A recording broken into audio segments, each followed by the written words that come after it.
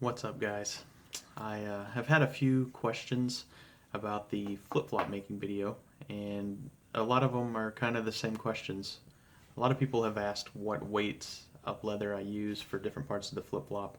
As a matter of fact, I have one here as an example. This is the first one I made, the first pair. There's three differences between my first version of the flip-flop and what you saw in the video. This one features a stitch right here that is not very attractive, so I decided to get rid of it and hide it in the midsole instead of being right there on the top of the flip-flop. The other thing that is different is there's no liner on this, so that is the grain of the leather that would rub against the top of the foot, and it's fairly abrasive. It takes some getting used to and some extra oiling, and it works, but the pigskin liner made it so much nicer. You could immediately tell the difference, and it just looks better, and just the construction of the overall flip-flop feels so much better with the liner. And the stitching, I guess, is the final difference. There's no stitching on this because there's no liner. There was no point in stitching it, and there's no stitch here, which I wish I would have had the stitch on this one, but I didn't do it. And we'll see how they hold up. Like I said, it's my first pair, so if nothing else, I will hold on to them just because they were the first ones. This was the prototype, so that's what they look like. Not all that different, but a few key differences.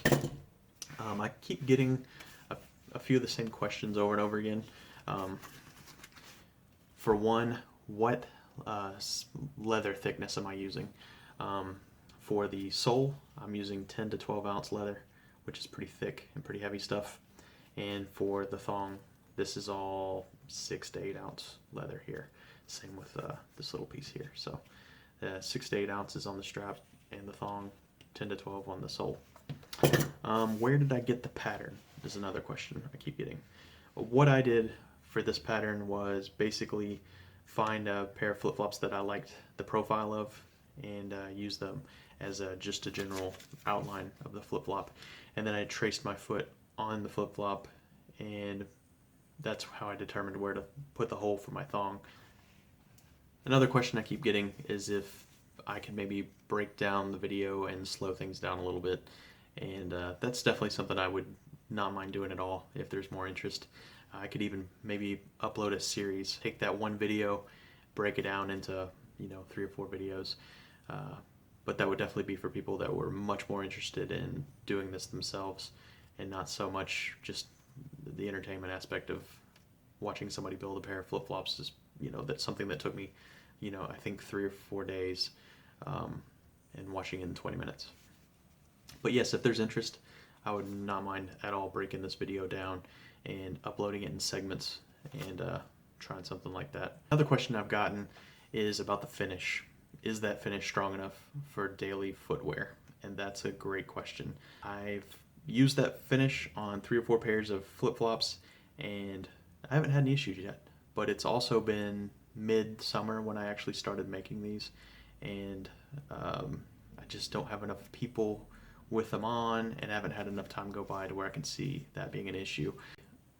Maybe in a few months I'll add an update where I can say, hey, this is how they've been holding up from daily wear, because everyone that I've sent these to intends to wear them every day and get as much out of them as they can. So I should have some feedback, and that's something I can share with you guys. On my next pair of flip-flops, I might try doing something different with a leather finish and dye.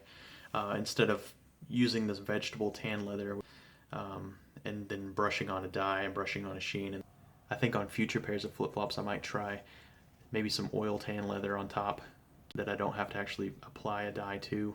Another question I get a lot is how long it took to make these flip-flops, and that's kind of a tricky question. The first pair I just kind of worked on in my spare time for about a month, doing different sketches and trying to come up with a set of plans that I felt like I could really bring to life. So it took a few weeks to settle on a pattern and then actually go through the process of making them. There's always a lot of trial and error. The first time you do anything always takes significantly longer than even the second and third attempt. So it took a while. But the second pair went by in 3 or 4 days, and the third pair went by in a couple days, and it's just gone faster and smoother every time. Another question I get is the cost of materials to build these flip-flops.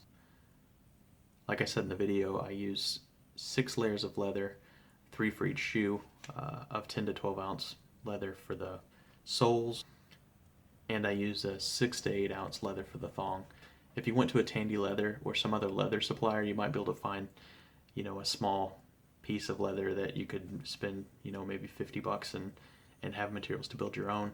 I usually buy an entire hide because I just build so many different things out of leather, so it's hard to kind of say what this would cost you. I think the average cost of the leather ends up being like $12 a square foot or something like that for what I use, which is the vegetable tan leather. So hopefully that's helpful. I don't know if it is or not. Another question I get is the pine sol mixture. I don't think the ratio is all that important. I think just the fact that there's some pine sol in your water that you're spraying to case your leather will help prevent mold. A few years ago, when I would spray my leather before I would do any tooling, I would get black spots in the leather. That could have been maybe grinding dust in the air, but for the longest time it was a big struggle and a big problem. And it could have just been the water from where I was living. Maybe there was a lot of mineral content or heavy metals or something like that. It may not even be an issue anymore, but it works, so I just keep using it. Another question about the pattern. Some people have recommended, if you're making your first pair of flip-flops, just go to a dollar store and buy a cheap pair of flip-flops and trace them for a pattern. I don't see why that wouldn't work. It wouldn't work for me on a custom order for a customer because I want to know if there's anything unique about my customer's feet. I've been using a tracing of their foot to make sure that the flip-flop is dead on. If they have exceptionally wide feet or something unusual, I'll be able to see that instead of making the flip-flop and then seeing that maybe their feet hang off the sides. Another good point that someone brought up is whether or not there would be any benefit from having a heel in the flip-flop.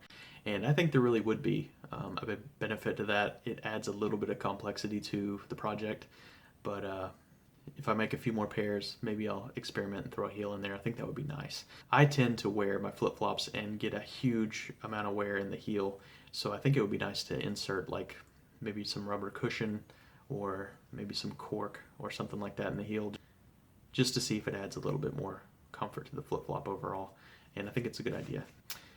Anyway, that's most of the questions I've seen, and I just wanted to post a quick video and just say hi to you guys, and thanks for watching the video. And if you have any questions or have anything that you might want to see in the future, whether it's blacksmithing related or leather related, feel free to post suggestions and I'll see what I can do. Have a good one.